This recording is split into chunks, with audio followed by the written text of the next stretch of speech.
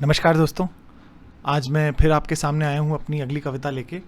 और आज की मेरी कविता एक रोमांटिक कविता है, एक मोहब्बत की, एक प्यार की, एक बहुत ही करीबी रिश्ते की कविता है। तो उम्मीद है कि आप लोगों को पसंद आएगी। तो कुछ इस तरह की। क्या तुम्हें याद है वो रात जब आसमां ओढ़ के सोए थे, चांद ने कोहनी मारी थी, तुम हल्का हल्का रोए थे।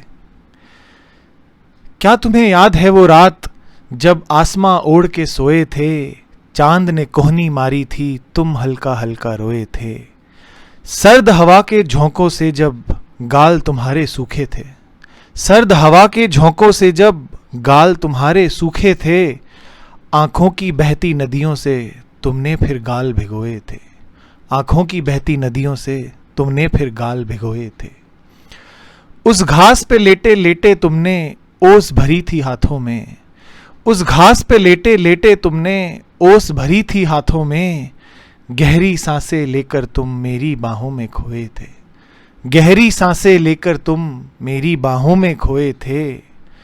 वो भीगी भीगी जुल्फें थी, वो भीगी भीगी आंखें थी, वो भीगी भीगी जुल्फें थी, वो भीगी भीगी आंखें थी।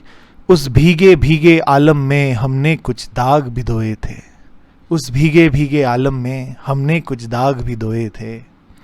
तारे गिनते गिनते फिर तारों के पार भी झांका था, तारे गिनते गिनते फिर तारों के पार भी झांका था।